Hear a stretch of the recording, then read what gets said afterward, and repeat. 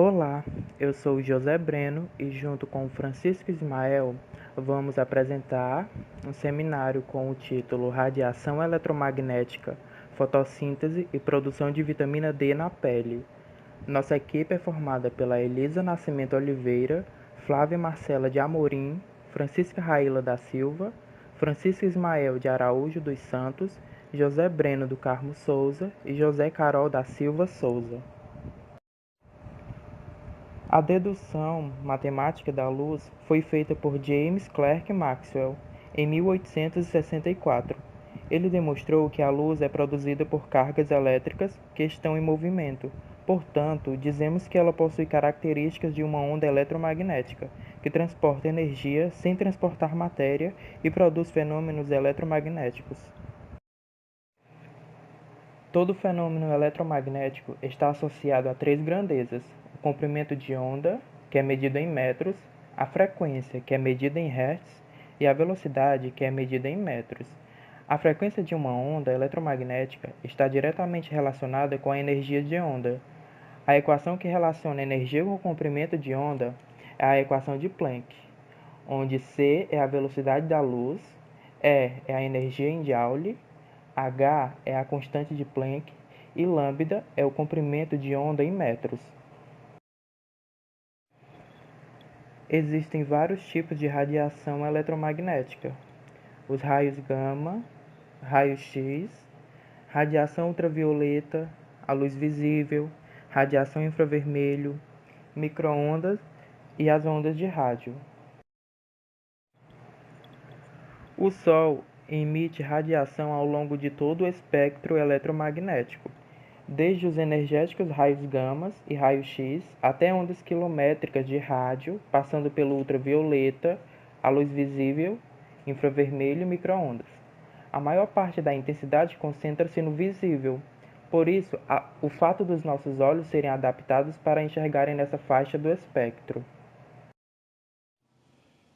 A quantidade total de energia recebida pela Terra é determinada pela projeção da sua superfície sobre um plano perpendicular à propagação da radiação.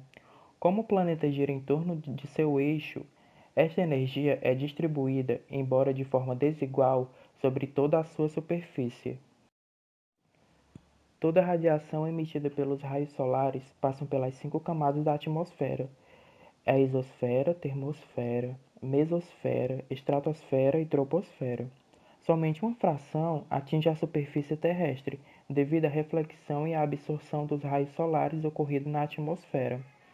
Dependendo do ângulo em que a Terra está sobre o Sol, esses raios terão outros obstáculos para refletir essa radiação, como as nuvens, o solo, a vegetação, o terreno.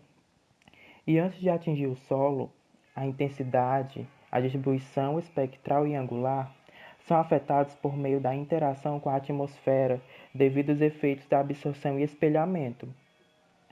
Essa radiação mais energética, emitida pelo Sol, que atinge a superfície terrestre, é chamada de radiação UVA, UVB e UVC. Essa radiação ela pode causar mutação celular de pequeno, médio e alta complexidade. A luz, como fonte primária de energia na fotossíntese, é parte da radiação eletromagnética que é visível ao olho humano.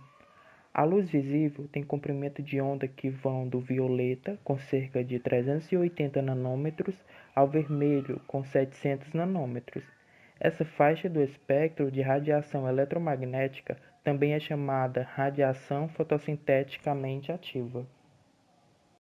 Agora iremos falar um pouco mais sobre a radiação eletromagnética em fotossíntese e produção de vitamina D na pele. Se você já ficou muito tempo no sol e teve queimaduras, então você provavelmente está ciente da imensa energia do sol.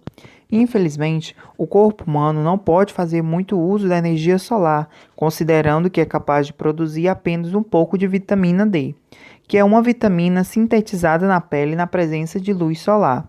As plantas, por outro lado, são especialistas em captar energia luminosa e utilizá-la para a produção de açúcares através de um processo chamado fotossíntese. Mas o que seria a fotossíntese? A fotossíntese ele é um processo celular pela qual a maioria dos seres autrotróficos produz substâncias orgânicas. A energia empregada no processo provém da luz e fica armazenada nas moléculas de glicídios na forma de energia potencial química. Este processo começa com a absorção da luz por moléculas orgânicas especializadas, chamadas pigmentos, que são encontrados nos cloroplastos de células vegetais. A equação geral da fotossíntese ocorre da seguinte forma: gás carbônico mais água mais luz é igual a glicose mais oxigênio. Quando a luz incide uma molécula de clorofila, essa absorve parte da energia luminosa, que permite a reação do gás carbônico com a água, produzindo carboidratos e liberando oxigênio. E é dividido em duas fases, clara e escura. As transformações de energia luminosa em energia química. Mas o que seria energia luminosa? Ela é uma forma de radiação eletromagnética, um tipo de energia que viaja em ondas. Outros tipos de radiação eletromagnética que encontramos no nosso dia a dia incluem ondas de rádio, micro-ondas e raio-x. Juntos, todos os tipos de radiação eletromagnética formam o espectro eletromagnético. As transformações de energia luminosa em energia química é dada pela clorofila, pois é o pigmento mais importante no processo fotossíntetico das plantas. Ela capta a radiação luminosa e a transforma essa energia em energia química. A energia luminosa é utilizada para essa reação, é provinda da luz solar e absorvida pela clorofila. A natureza da luz, como foi denominada, foi um problema que desafiou os cientistas durante os séculos.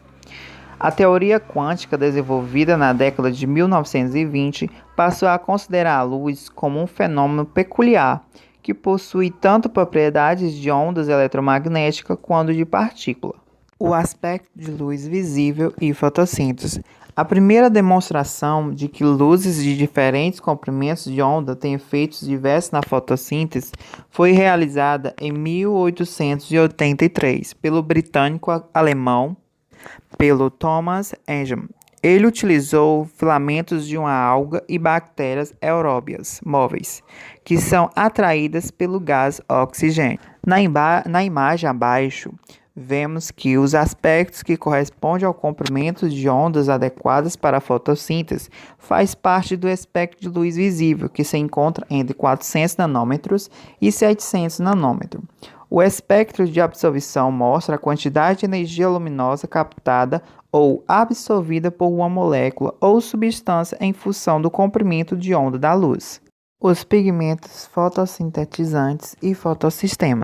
Os pigmentos fotossintéticos, eles são substâncias capazes de absorver luz visível e utilizá-la no processo de fotossintético.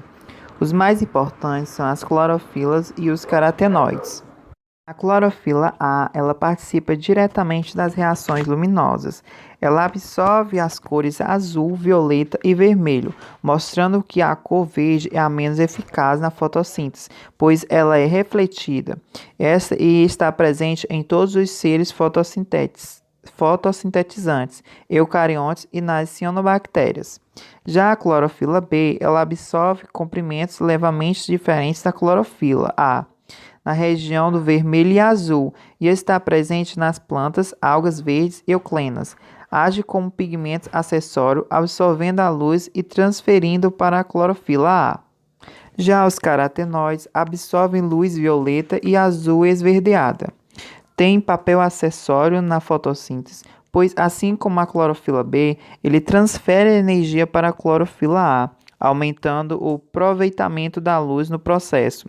No entanto, a fotoproteção parece ser a principal função dos carotenoides, pois protegem a clorofila do excesso de luz e evitam a formação de moléculas oxidativas prejudiciais à célula.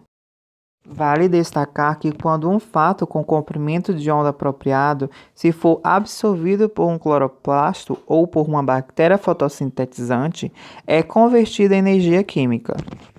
Já os fotossistemas são unidades no cloroplasto em que estão inseridas as clorofilas A e B e os carotenoides. Nesse fotossistema, é possível perceber que duas porções denominadas de complexo de antena e centros de reações. No complexo de antena, são encontradas moléculas de pigmento que captam a energia luminosa e as levam para o centro da reação, um local rico em proteínas de clorofila.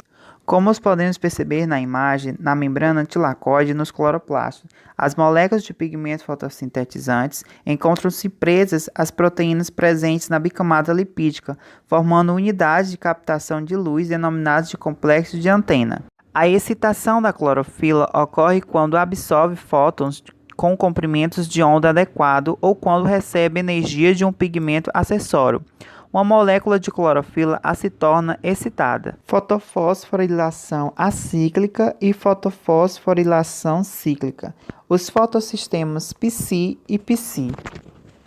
Eles são complexos fotoquímicos conhecidos como fotossistemas 1 e 2, que apesar de sua separação espacial, trabalham em série, através de um transporte de elétrons para a realização das reações de armazenamento de energia da fotossíntese.